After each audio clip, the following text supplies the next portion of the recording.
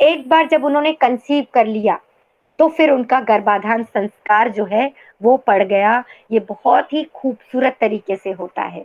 जब उनका संस्कार ये हो जाता है, गर्भाधान संस्कार हो जाता है, तो एक विशेष यज्ञ उस समय अनुष्ठान किया जाता है मंत्रोच्चार के साथ, कि जो बीज इस गर्भ में पड़ा उसमें कौन से अच्छे संस्कार पड़े। आज मेरा खुद का मानना ये है, या जिन लोगों को मैंने ये थेरेपी दी है, यज्ञ थेरेपी दी है, उनके गर्भाधान संस्कार के लेकर आगे पुंसवन नामकरण से लेकर सब पूरे संस्कारों तक, वे माताएं मुझे अपना जब फीडबैक देती हैं, तो वो बताती हैं कि जब वो गर्भाधान संस्कार करवाती हैं, तो उनकी एनर्जी लेवल थी वो बहुत अच्छी थी, और जब डिलीवरी हुआ तब भी उनको कोई प्रॉब्लम नहीं हुआ। आज वो जब बच्चे मेरे सामने आते हैं, तो इतने अच्छे बच्चे होते हैं वो, कि अपनी माताओं को तंग नहीं करते। ये मेरे लिए कॉम्प्लीमेंट होता है कि वो मुझे बताती है कि उनके जो बच्चे इन संस्कारों के अंतर्गत हुए, उनमें कोई बीमारी नहीं है, उनकी डिलीवरी बहुत अच्छे से हो गई। और जो बच्चे आज बड़े हो रहे हैं इन संस्कारों के द्वारा, यज्ञ थेरेपी के द्वारा, उनमें इतने अच्छे संस्कार हैं बचपन से कि वो अपनी माताओं को तंग नहीं करते, बेवजह रोते नहीं है। आपने देखा होगा बच्चे बचपन में जैसे ही जन्म होते हैं, तो उनको या तो पेट में दर्द होगा, कान में दर्द होगा, तो ये सारी चीजें, दांत निकलने में प्रॉब्लम होती है। तो ये जो छोटी छोटी व्याधियां हैं जो बच्चों को इंटरनली प्रॉब्लम देती हैं, जिसकी वजह से माताएं भी परेशान होती हैं, सबसे पहले तो वो नहीं होती। जब बच्चा स्वस्थ होगा, तो ऑटोमेटिकली माता को भी अपने लिए टाइम मिलेगा, हर चीज के लिए वो भी स्वस्थ रहेगी, बच्चे का पालन पोषण संस्कार अच्छे से कर पाएगी।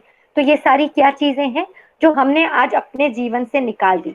हमको ये यज्ञ थेरेपी, योग थेरेपी, ये सब बेवजह बहुत दूर की चीजें लगती हैं। नहीं, ये बहुत दूर की नहीं है। आज हम फोन पर आधा घंटा तो ऐसे ही वेस्ट कर देते हैं, कोई सीरीज देखने में घंटों वेस्ट कर देते हैं। तो मैं सबसे रिक्वेस्ट करना चाहूंगी कि जो लोगों को बीमारियां हैं, या जिनको लगता है कि मेरी ये व्याधि बहुत समय से दूर नहीं हो रही है, रोज अपने लिए आधा घंटा निकालिए। डेली गायत्री मंत्र हम सबको आता है, अपने साथ सिर्फ हवन सामग्री लीजिए, उसके बाद में 10 ग्राम गाय का घी लीजिए, और गायत्री मंत्र बोलते हुए हवन में हवी डालिए, इन सामग्रियों से घी डालिए, और मंत्रोच्चार करते करते रोज सिर्फ आधे घंटे से भी कम का समय लगता है, यज्ञ कीजिए। देखिए, आप जो इनहेलेशन और एक्सहेलेशन करेंगे, आपका एनर्जी लेवल कई गुना ज्यादा होगा, और आपके लिए आपके शरीर से बीमारियों का जाना तय हो जाएगा। ये मेरी गारंटी है, ये मेरा खुद का एक्सपीरियंस है। आज मैं एक वर्किंग हूँ, आज मैं स्कूल में जॉब कर रही हूँ, योगा ट्रेनर हूँ, और यज्ञ थेरेपिस्ट हूँ। तो जिन लोगों को जो भी प्रॉब्लम्स होती हैं, उनको मैं कोशिश करती हूँ योग के साथ यज्ञ करवाने का। जैसे कि समझे मेरे पास डायबिटीज के पेशेंट्स आते हैं, तो अब उनकी डायबिटीज को आप जैसे प्राण योग के द्वारा ठीक करना पसंद करते हैं, उसमें एक विधा योग की और यज्ञ की हम जोड़ दें, तो ये बहुत ही आसान हो जाएगा कि उनके बीमारियों को हम बहुत आसानी से 1 महीने में पूरी तरह से कंट्रोल कर सकते हैं। 1 महीना भी बहुत हो गया, 1 हफ्ते के अंदर उनके शरीर में हम ड्रास्टिक चेंज दे सकते हैं। ये मेरा खुद का अनुभव है। जो लोग बिल्कुल बेड रिडन थे, अब बेड रिडन लोगों को आप क्या करोगे, उनके साथ क्या कर सकते हैं?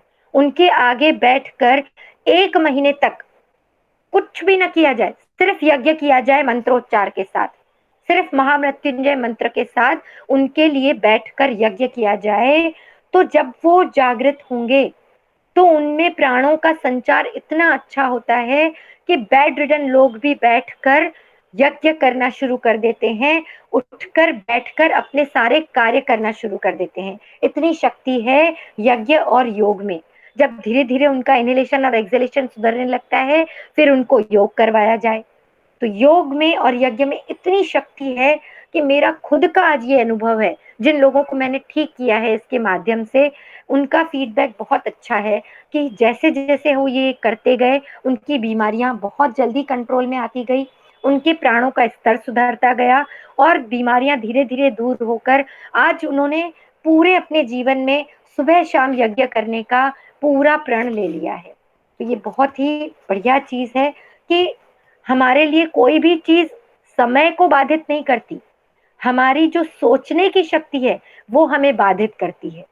तो सबसे पहले इम्पोर्टेंट है कि ये समझना कि किसी भी चीज़ को, कार्य को करने के लिए समय बाधित नहीं है। हमारी जो विचार शक्ति है, वो हमें बाधित करती है। वो ही हमें प्राणों के लिए, अपनी शक्ति को समर्पित करने के लिए और इस चीज़ को अग्रसर करने के लिए हमें एनर्जी देती है। अब अगर आज हम ये सोच लें कि नहीं, आज हमें 4 दिन के लिए घूमने जाना है, हम उसकी पूरी प्लानिंग करते हैं, यहाँ-यहाँ घूमेंगे, इतना खर्चा होगा, यहाँ-यहाँ रहेंगे, ये सब हम प्लान करते हैं। तो हम अपनी पूरी दिनचर्या को प्लान क्यों नहीं कर सकते? चाहे कितना भी हम बिज़ी हो जाएँ, लेकिन अगर हम ये सोचते हैं कि आधा घंटा हम अपने लिए निकालना है, आधा घंटा हमें बैठकर योग करना है, यज्ञ करना है, कैसे करेंगे, मैनेज करेंगे? अपनी नींद से थोड़ा-सा सैक्रिफाइस करें, ठीक है? नींद बहुत ज़रूरी है, लेकिन जब हम यज्ञ और योग के लिए कंबाइन करके 15-15 मिनट का टाइम कंबाइन करके जब इस बात को अपने जीवन में लाते हैं ना, तो बाकी पूरा दिन हमारे लिए बहुत ईज़ी हो जाता है। क्यों हो जाता है? क्योंकि हमारी एनर्जी का लेवल इतना ज़्यादा बढ़ा हुआ हम फ़ील करते हैं। शुरू के 2 या 3 दिन हमको मैनेजेबल रखना पड़ता है अपने आप को। उसके बाद में बोलते हैं ना, जैसे जिसका सुबह अच्छी उसका पूरा दिन अच्छा। तो ये वही बात है। सुबह-सुबह आपने आधा घंटा अपने लिए निकाला, 15 मिनट आपने 108 यज्ञ की आहुतियाँ दी गायत्री मंत्र से, महामृत्युंजय मंत्र से। उसके बाद आपने सीधा प्राणायाम करना शुरू कर दिया वहाँ पर। तो इसी बात में जब आप अपने आप को इंडल्ज पाते हैं ना, तो धीरे-धीरे आप देखेंगे आपकी पूरी एनर्जी लेवल को आप बूस्ट अप होता हुआ पाएँगे। और जब आपका एनर्जी लेवल बूस्ट अप हो गया, तो सारे दिन में आपके सामने कितने भी काम आ जाए ना, तो हमारा एनर्जी लेवल बूस्ट अप है।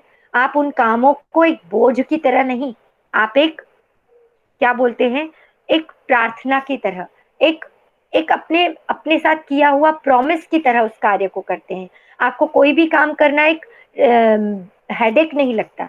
अब वो काम आपके लिए एक एनर्जी देने वाला बन जाता है। चाहे वो आप जॉब में हो, चाहे आप प्राणियों के सेंटर्स चलाते हो, तो हर चीज़ हमारे लिए वेलकमिंग हो जाती है, ना कि हम उस चीज़ के लिए अपने आप को बोझ समझने लगें, कि इतना सारा काम है, हम कैसे कर पाएँ। स्पेशली जो लेडीज़ हैं, जब वो वर्किंग होती हैं, उनको घर आकर लगता है इतना सारा काम है, बाहर होती हैं, लगता है इतना सारा काम है। तो इतनी सारी एनर्जी हम में कहाँ से आए? तो ये एनर्जी जब हमारी बूस्ट अप होगी, तो उसके लिए प्राणों को बढ़ाना बहुत ज़रूरी है। अपने प्राणों का संचार इतना ज़्यादा हो, हमारी एनर्जी लेवल इतनी ज़्यादा हो कि हम सारे कामों को बखूबी कर सकें, पूरी एनर्जी के साथ कर सकें। तो वो एनर्जी कहाँ से आएगी? यज्ञ से और योग से। ये बहुत ही इम्पोर्टेंट है समझना। जैसे कि गर्भाधान, पुंसवन तथा सीमंतोन्नयन, जात कर्म, चूड़ा कर्म और उपनयन संस्कारों के द्वारा द्विजों में गर्भ एवं वीर्य संबंधी दोष दूर किए जाते हैं। इसी तरह से माता-पिता के शुद्धाहार व शुद्ध विचारों का बालक पर बहुत प्रभाव होता है। बालक के पूर्व जन्मस्थ अशुभ संस्कार पवित्र वातावरण को पाकर वैसे ही ओझल हो जाते हैं अथवा दग्ध बीजवत प्रसव गुण रहित हो जाते हैं, जैसे पुदीने या धनिया के पौधे वर्षा की प्रतिकूल परिस्थिति को पाकर मुरझा जाते हैं और वर्षा के बाद अनुकूल परिस्थिति पाकर फिर से प्रस्फुटित तथा विकसित हो जाते हैं।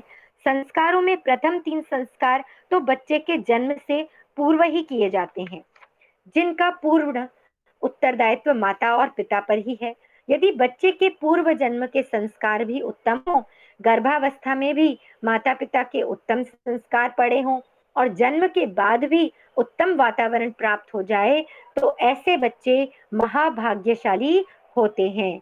महर्षि ने इनके विषय में ही लिखा है, वह संतान बड़ा भाग्यवान जिसके माता और पिता धार्मिक और विद्वान। तो ये संत्यार्थ प्रकाश के द्वितीय समोल्लास में कही गई बात है। मैं अपने मन से नहीं बोल रही हूँ। ये महर्षि जन अपने अपने ग्रंथों में कह कर गए हैं। इसी तरह से जो अगली आने वाली बातें हैं उसके बारे में भी मैं थोड़ा-सा बताना चाहूँगी कि जैसे-जैसे हम बीज दोष को दूर कर देते हैं, वैसे-वैसे हमारे शरीर में रोगों का स्तर दूर होकर, बीज दोष दूर होकर, पूरे शरीर में प्राणों का संस्कार इतना ज़्यादा हो जाता है कि हर संस्कार के बाद हमारे जो आने वाली पीढ़ी है, उसको ये समझ में आने लगता है कि ये संस्कार कितने ज़रूरी हैं। जैसे आज स्कूलों में हम जाते हैं, स्कूल में बच्चों को दाखिला दे दिया, तो उसके बाद में उसकी पढ़ाई वहाँ शुरू हो गई। लेकिन अगर घर में हम बच्चों का यज्ञारंभ और उसके बाद में वेदारंभ शुरू करते हैं, ये संस्कार हम उनमें देते हैं, तो उनको समझ में आने लगता है कि पढ़ाई का, अध्ययन का उनके जीवन में क्या महत्व है। आज उनको स्कूल में दाखिला तो दिला देते हैं, लेकिन उस पढ़ाई का उनके जीवन पर क्या-क्या असर पड़ेगा, ये हम बच्चों को नहीं बताते। हम बच्चों को मंत्रों के बारे में नहीं बताते, मंत्रों का उनके जीवन में महत्व नहीं बताते। आज जिस स्कूल में मैं पढ़ाती हूँ, वहाँ पर फुल्ली इंग्लिश टॉकिंग है और नॉर्मली आज हम बच्चों के स्टडी लेवल को देखते हैं ना, तो हमको क्या लगता है कि नहीं, हमारा बच्चा जो है कॉन्वेंट स्कूल में पढ़ेगा, तो उनका बेस मजबूत हो जाएगा, उनका बेस क्लियर होगा, तो आगे आने वाले जीवन में इंग्लिश टॉकिंग अच्छी होगी, बच्चा हमारा एडवांस होगा। बराबर है, आपके सोचने का जो ढंग है वो बिल्कुल करेक्ट है, लेकिन बच्चों को उनकी जड़ों से कनेक्टेड रखिए। जितना आप बच्चों को इंग्लिश लैंग्वेज के बारे में बताते हैं ना, उतना ही संस्कृत के मंत्रों के बारे में बताइए। हमारे जो मूल हैं, हमारी जो जड़ें हैं, हम उनसे हम बच्चों को जोड़ कर रखें। बचपन से बच्चों को मंत्रोच्चार करवाते जाएँ।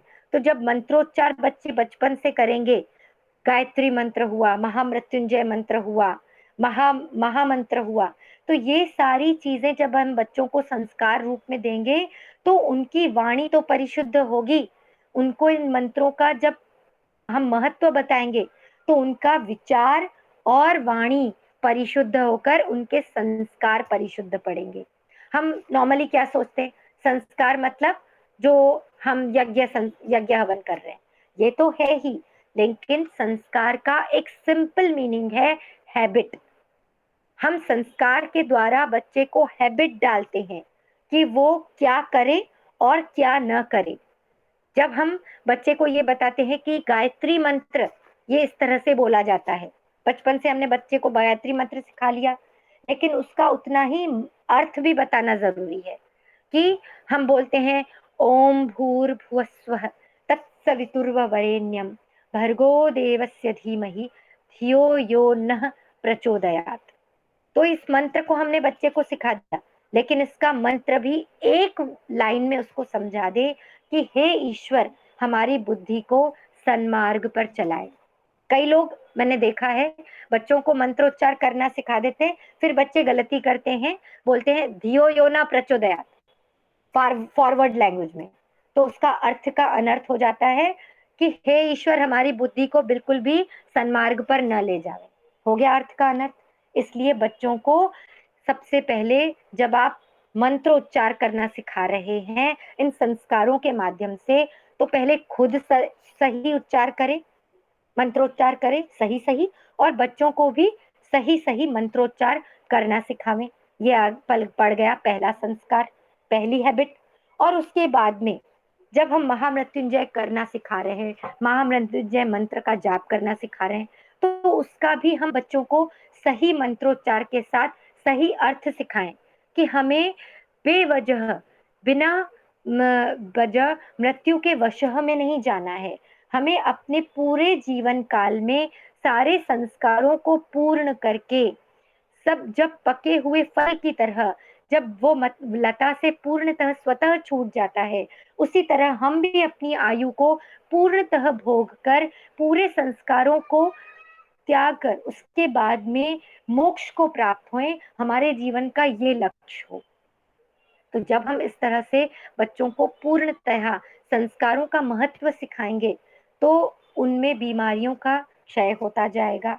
आज जिस स्कूल में मैं पढ़ाती हूँ, वो भी फुल्ली कॉन्वेंट है, फुल इंग्लिश टॉकिंग है, जब मैंने वहाँ जॉब करना शुरू किया, तो मैंने ये प्रथा बिल्कुल स्ट्रिक्टली शुरू की स्कूल में कि ठीक है इंग्लिश टॉकिंग हो, मैं भी बच्चों से इंग्लिश में बात करूँगी।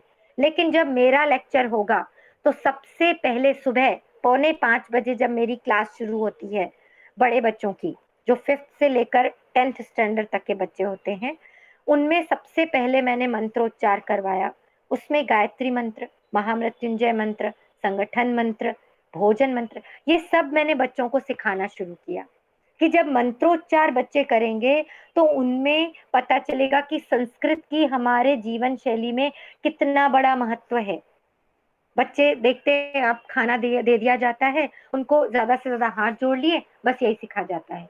नहीं, हम अपने बच्चों को भोजन मंत्र भी सिखाएं। ओम अन्नपते अन्नस्य नो देह नमः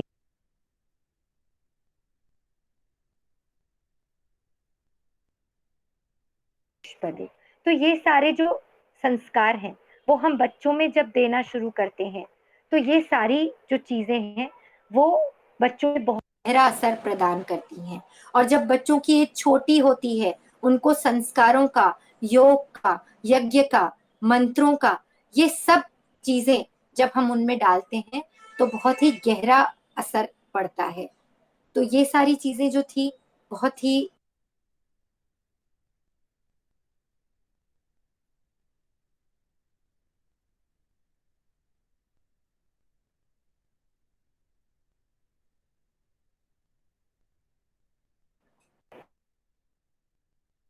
और महत्व की चीजें मैं जैसे बताना चाहूंगी कि ये जो संस्कार हैं, वो सारे जैसे जैसे नियम से पढ़ते जाते हैं, तो संस्कार मंत्रोच्चारों के साथ यज्ञ करना यहाँ तक ही सीमित न हो। हर बार हम बच्चे के साथ इतना अच्छा बॉन्ड करें, इतना अच्छा बच्चों के साथ आज ही हम संस्कारों के माध्यम से उनको परवरिश दें कि जैसे जैसे वो आगे बढ़ें, जैसे जैसे अपनी उम्र के आगे बढ़ते जाएं, वैसे वैसे हम हर संस्कार के साथ उनके साथ इतना अच्छा बॉन्ड करें कि उनके विचार भी उतने ही परिशुद्ध हो जाएं। आज सबसे बड़ी प्रॉब्लम जो है, सिंपल सी एक बात देखते हैं कि लोग आते हैं मेरे पास कि हमको बहुत ज्यादा डिप्रेशन हो गया, हमारा डिप्रेशन आप कैसे दूर करेंगी? यज्ञ के माध्यम से, योग के माध्यम से। तो आज लोगों को ये डिप्रेशन कहाँ से आ गया? कुछ साल पहले तक तो यज्ञ के ये सारी चीजें नहीं थी। तो मैं जब उनका यज्ञ के माध्यम से, योग के माध्यम से ये सारी चीजें दूर करना कोशिश करती हूँ, तो उनको ये सिखाती हूँ कि आप अपने चारों तरफ के वातावरण से अपने आप को कनेक्ट कीजिए। जब इन चीजों से आप कनेक्ट करेंगे, तो ये चीजें आपके लिए बहुत ही आसान हो जाएंगी। तो यही एक संस्कारों का महत्व है, योग का, यज्ञ का महत्व है हमारे पूरे जीवन में। और मैंने तो अपना पूरा जीवन इसी के लिए समर्पित किया है कि जितना इस समाज के कार्य के समाज को बहुत ज्यादा फायदा पहुंचा सकूं, यही मेरे लिए बहुत ही ज्यादा प्रेरणादायी होता है। हर बार, हर दिन ईश्वर से मांगती हूँ कि मुझे हर सबके लिए योगी बनाए, उपयोगी बनाए, सहयोगी बनाए। तो यही मेरी शुभकामनाएं हैं सभी के लिए। ओ, अपनी वाणी को विराम देते हुए आप सभी का धन्यवाद, आपने मुझे सुना। ओ, बहुत बहुत अद्भुत जानकारी, अद्भुत ज्ञान। भारतीय संस्कृति के 16 संस्कारों का योग के माध्यम से आधुनिक परिवेश में जो आपने विश्लेषण किया है वह अद्भुत और सबके लिए अनुकरणीय है। लगता था कि हमें काफी दिन से लग रहा था कि कोई ऐसी क्लास हो जिसमें भारतीय संस्कृति का अद्भुत ज्ञान, वो भी जन्म के से लेके मृत्यु तक पूरे 16 संस्कारों का वैज्ञानिक विश्लेषण। मैंने वास्तव में अनेक किताबें पढ़ी इतिहास की। मैं इतिहास का विद्यार्थी रहा और 25 साल तक मुझे इतिहास पढ़ाने का सौभाग्य मिला, लेकिन आज तक मैंने ऐसी जानकारी कहीं नहीं देखी जितनी साइंटिफिक विधिवत आपने उसका विश्लेषण, महत्व का विश्लेषण किया। अद्भुत है और सबके लिए अनुकरणीय है। बहुत बहुत धन्यवाद आपका, बहुत बहुत आभार। अद्भुत। प्रियजनों, भोपाल में 2 और 3 दिसंबर को मिथाइल आइसोसाइनेट गैस का रिसाव हुआ था, सारे लोग जानते हैं। दुनिया की एक बहुत बड़ी त्रासदी है। इसमें करीब 40-50 हजार लोग मारे गए थे।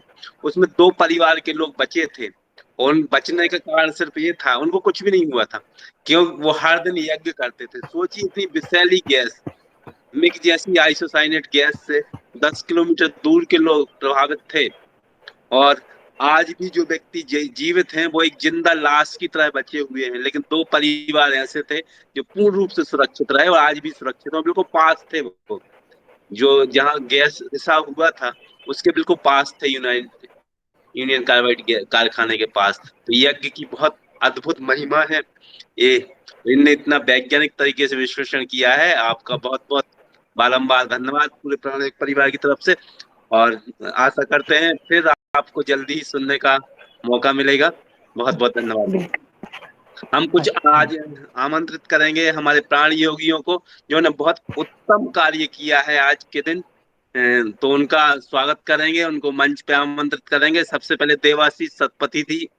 देवाशीष सतपथी ये उड़ीसा से हैं। इन्होंने आज, आइए, इन्होंने आज अनेक लकवा के मरीजों को, जो 7-7 साल से, 15-15 साल से हाथ पैर जिनके चल नहीं रहे थे, चल नहीं पाते थे, उनको इन्होंने 5 मिनट में चलाया, हाथ पैर उनके ऊपर उठने लगे, दर्द खत्म हो गया। इनका स्वागत करते हैं। अभिनंदन आपका, बहुत बहुत धन्यवाद। प्रणाम प्रणाम। ब्रह्मानन्दं परमसुखदं केवलं ज्ञानमूर्ति द्वन्द्वातीतं गगनसदृशं तत्त्वमस्यादिलक्षणम् एकं नित्यं विमलमचलं सर्वादिसाक्षिभूतं भावातीतं त्रिगुणरहितं सद्गुरु तं नमामि। गुरुजी, आपको मेरा हृदय से नमन कि ये कौन सा साल में मैं कौन सा पुण्य किया था, आप जैसा मेरे गुरु जैसा आप मिल गया। ये तो सौभाग्य का बात है। मैं इस जन्म में सोचा था कि इस जन्म में मैं गुरु को और दर्शन नहीं कर पाऊंगा, लेकिन गुरु हमारा है। वो मेरा गुरु जो है उनका नाम है दयानिधि परमहंस देव, जो साक्षात रूप से आप ही मिला मेरे को। इसलिए आपको हृदय से नमन, आपकी चरण में वंदन मेरा। तो धन्यवाद बहुत बहुत। आज जिसके शरीर में हाथ लगाए वो सब साथ साथ बोले हम ठीक हो गए, हम पूरा ठीक हो गए। सब बोले ऐसा, अद्भुत कोई मना अद्भुत। नहीं किया। आज टोटल 58 आदमी, 58, काल बहुत होता 70, सारी के सारी सब खुश होके गए आज। जय हो, विजय हो। बहुत बहुत धन्यवाद, बहुत बहुत। प्रणाम जी। अद्भुत अद्भुत। लगे रहिए, बहुत बढ़िया सेवा का काम कर रहे हैं आप पूरा। ये कोई व्यक्ति नहीं कर सकता था, कोई मेडिसिन उनकी ठीक नहीं कर पाती थी उनको, नहीं जी, वो आपने काम कर दिखाया है। वो यही दोनों जीवन। आदमी जी, दोनों आदमी पकड़ के लाए थे उनको, जो पैरालिसिस जी का था 7 साल। जी उनको जी। बोला कि देवी माँ के मंदिर में मैं कर रहा हूँ पूजा, ये जो काम सेवा।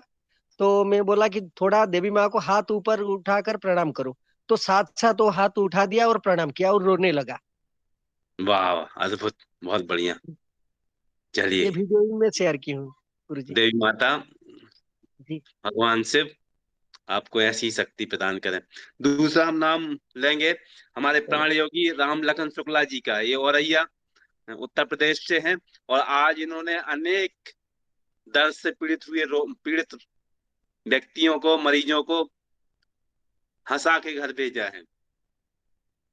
तो हमें लगता है कि हमारा ये जो वाक्य है प्राण योग का, कि रोते रोते आते हैं, हंसते हंसते जाते हैं, आज इन्होंने सार्थक कर दिया। अनेक कमर दर्द, साइटिका के, घुटना दर्द के, एड़ी दर्द के, पंजे दर्द के, कंधे दर्द के मरीज इन्होंने ठीक किए। शुक्ला जी यदि उपस्थित हो तो प्रकट होइए। शायद शुक्ला जी उपस्थित नहीं है, अभी भी शायद सेवा दे रहे हैं वो। चलिए, कोई बात नहीं। उपस्थित हो तो जरूर मंच पे आइएगा। अगला नाम हम पुकारेंगे। इन्होंने अद्भुत कार्य किया, सेवा दी साथ में उदयपुर में। और साथ ही जो गौशालाएं थी जहां पे क्वारंटीन करके रखा गया था गायों के लिए, लंपी बीमारी से रक्षा के लिए, उस जगह पे जाके इन्होंने गायों की सेवा की है। इनका हम सेवा अभिनंदन करते हैं। सारे प्राण योगी रमेश चंद्र जी का, उदयपुर से हैं, मंच पे आ चुके हैं। बहुत बहुत स्वागत आपका, बहुत बहुत अभिनंदन, बहुत बहुत साधुवाद। जय श्री राम गुरुदेव, आपके श्री चरणों में कोटि कोटि वंदन। आपको कभी सोचा प्रणाम नहीं सब। था गुरुदेव, कभी सोचा नहीं था कि ऐसा शुभ अवसर मेरे को भी मिलेगा, मैं जन सेवा कर पाऊंगा। और गौशाला में भी देखा, उनसे मिला, बहुत जनों को अपने नंबर भी दिए हैं। तो आज 2-3 गायों को मैंने ट्रीटमेंट कराया है, उनका कल सुबह रिजल्ट पता चलेगा। और आज अपने सिविल में भी बहुत से 3-4 ऐसे बंदे आए थे जिनको कमर में पेन था, उनको भी रिलीफ मिला है। तो रेगुलर 2 दिन से आ रहे हैं, कल उनका तीसरा दिन है, शायद उनका भी रिजल्ट अच्छा आएगा। सब ये गुरु कृपा है, गुरु कृपा के बिना कुछ नहीं हो सकता है। आपका आशीर्वाद सदा बना रहे, इसके लिए आपके चरणों कोटि कोटि वंदन और धन्यवाद। बहुत बहुत धन्यवाद। इसी तरह की सेवा करते रहिए। बहुत बहुत आनंद प्राप्त हुआ। बहुत बहुत शुभकामनाएं आपके लिए, जीवन के लिए।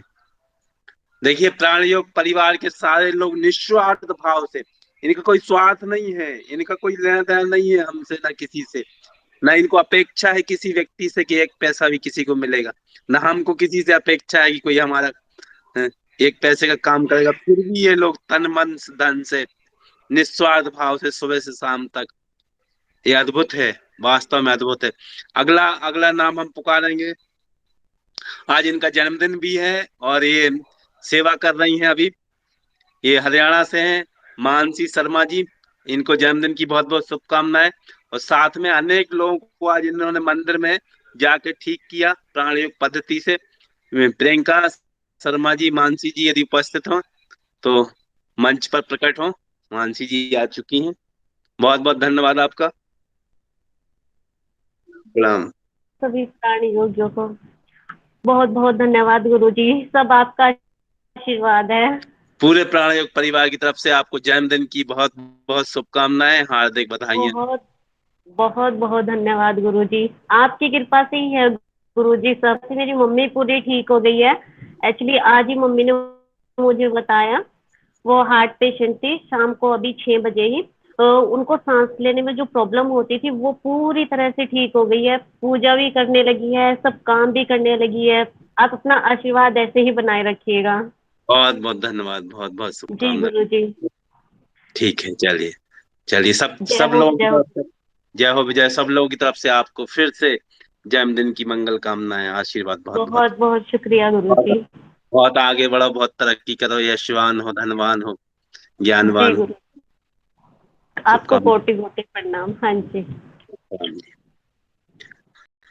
अब हमारी राष्ट्रीय सचिव माँ राजेश्वरी जी को आमंत्रित करते हैं। प्राणयोग परिवार की राष्ट्रीय सचिव हैं ये। प्रणाम गुरु जी। प्रणाम प्रणाम। और सभी को, मानसी जी को जन्मदिन मुबारक हो। और प्रियंका जी, आपका हमने सुना और बहुत ही सटीक है। हम भी यज्ञोपति रिसर्च में है, डीएसवीवी के साथ जुड़े हैं और कई सारे पेशेंट्स को ठीक किए। और अद्भुत बात यह है कि मेरे यहाँ जाति धर्म नहीं देखते हैं। मुस्लिम भी आके अपना बच्चे के लिए गर्भाधान संस्कार और पुंसन संस्कार करते हैं। कौन माँ नहीं चाहती है अपना बच्चा महामानव बने। तो प्राणायाम का तरीका वो सब सीख के जाते हैं। एक ही बात है, जैन भी आते हैं हमारे घर में, जैन इसके जो हैं धर्म के, वो भी आते हैं, आके सीख के जाते हैं। कोरोना काल में विशेष सामग्री बनाया गया था। तो और अथर्ववेद से कृमि के लिए विशेष कृमिनाशक एक मंत्र भी था, उसी से आहुति। तो हमारे माहौल में सब कोई ले जाकर के सिर्फ गायत्री मंत्र से ही षटकर्म सारी चीज गायत्री मंत्र से करके पूरा माहौल को ही बहुत बढ़िया बनाया।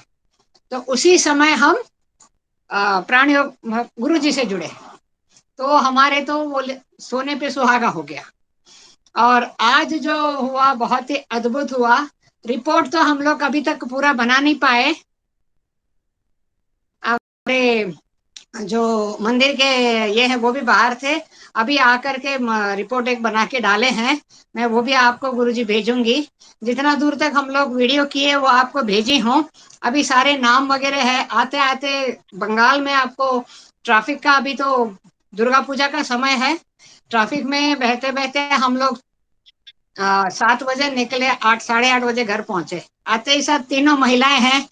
तीनों महिलाएं जितना भी शक्ति हो, दुर्गा शक्ति बोलिए, कुछ भी बोलिए, किचन तो पहले बुलाती है। 9 बजे के अंदर क्लास के लिए तैयार होना है। तो अभी सारे रिपोर्ट बना करके आपको फिर डिटेल में डालेंगे, सबका नाम वगैरह सारे पेशेंट्स का। खाली हम आपको वीडियो वगैरह डाले थे, तो पारिक जी ने लिया। और वो सब भेज दिए हैं।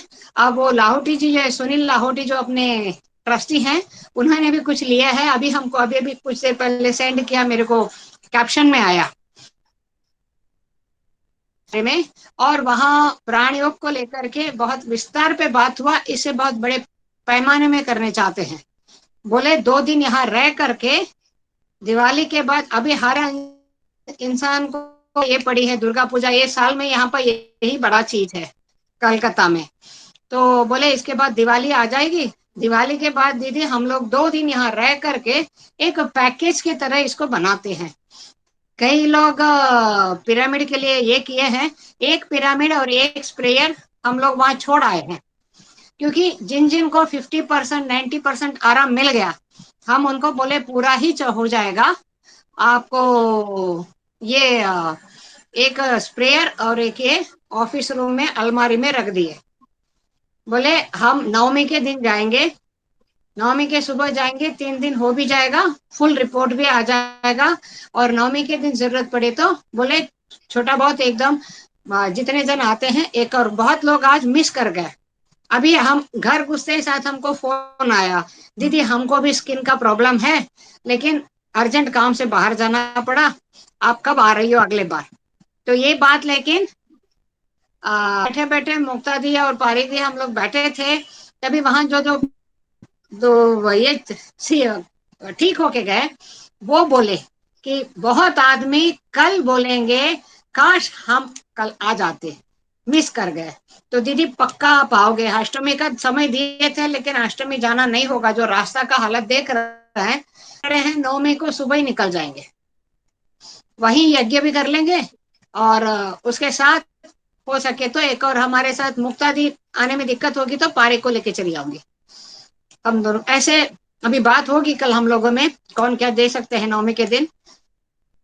इतना दूर तक बहुत सुंदर हुआ, वहां गौशाला के लिए बात की है, लेकिन बंगाल में उतनी प्रॉब्लम नहीं है, जो गौशाला में उतनी प्रॉब्लम नहीं है, हम बोले हैं तो। और वो हमारे बैंडल में एक और बहुत बड़ा आश्रम है हुगली में, वहां बहुत जमीन, बहुत बड़ा गौशाला, सभी कुछ है। आज हमारे ट्रस्टी में एक जन वहीं बोले कि आप लोग एक बार वहां होकर आओ, आप तीनों दीदी को लेके जाओ, और